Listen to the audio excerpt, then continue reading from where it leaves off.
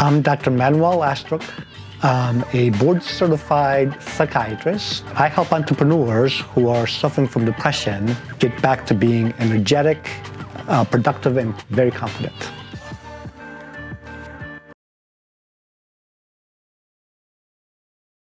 So what happens when medications don't work for your depression or anxiety?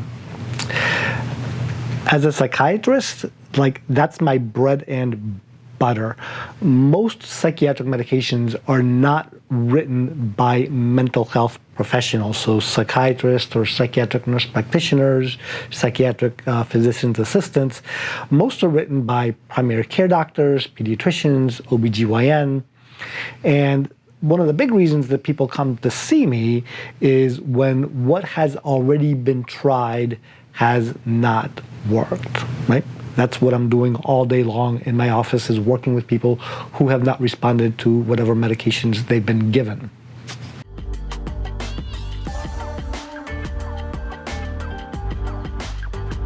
One of the first principles for evaluating someone who is not responding to a medication is two things. How long have they been on the medication, and are they on an adequate dose? And back when I first started in psychiatry, so we're talking 20 years ago, that was a really easy fix. So how much time? So we're typically talking, especially with antidepressants, 4 to 6 weeks to see an adequate response. And that's after we've gotten to an adequate dose of medications. So 20 years ago, someone would come to me who hasn't responded to medications. It was not unusual that the dose had not been optimized to where it could work. So that was an easy fix. Nowadays, my colleagues in primary care, OBGYN, pediatrics, they're much more savvy, much more experienced in using antidepressants. So that doesn't necessarily, that's not often the easy answer. We just need to go up a little bit on the dose.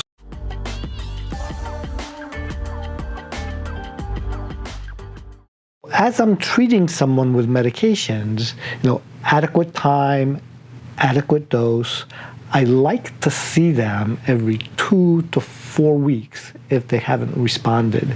And that's so that I can be monitoring what's going on in terms of side effects and effectiveness, and making measured changes in the dosing on a regular basis. What I think can be a problem is someone hasn't responded to a medication that's been started and they're not seen again for 6 weeks, 2 months. That's a long time to go not feeling good.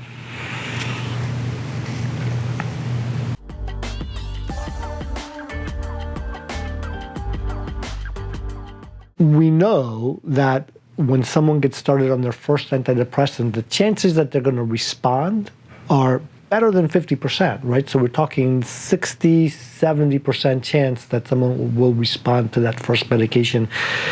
That leaves a cohort of 30 to 40% of patients who are started that don't respond to that first medication.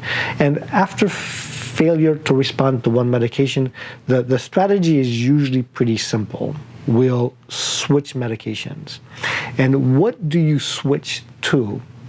My own thought is that if someone's been tried on a serotonin agent, I'm going to switch them to a different agent, or if they were on Wellbutrin or an SNRI. So I'm usually changing to a different class for that second go around with medications.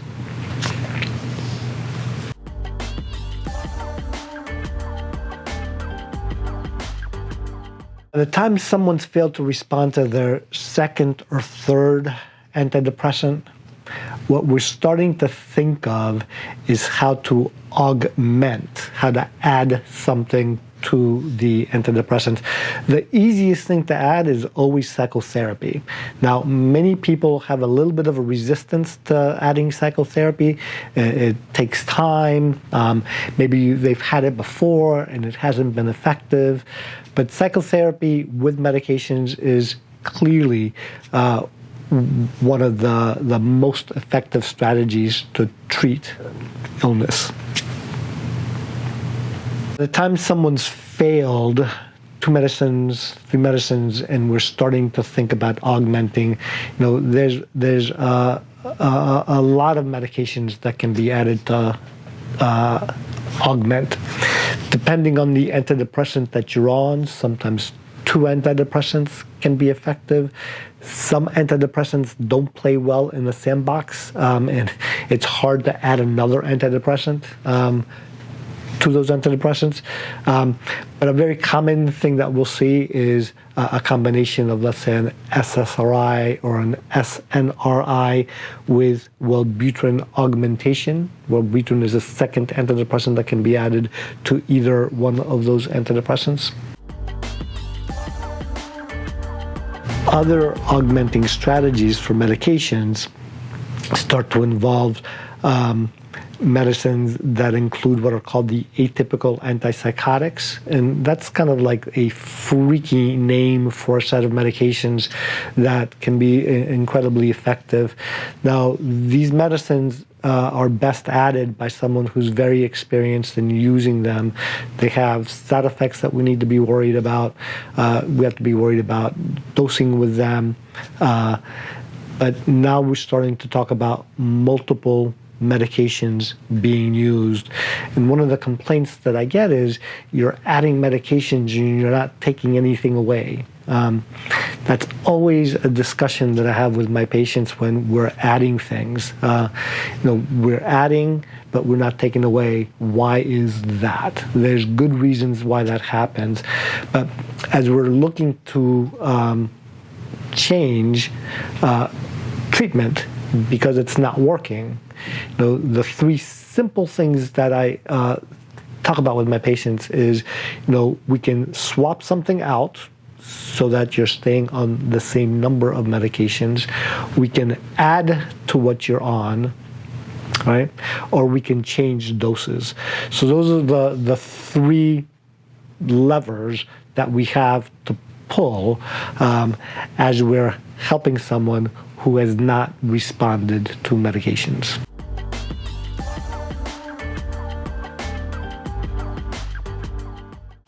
The definition of treatment-resistant depression is someone who's failed to respond to 1 antidepressant.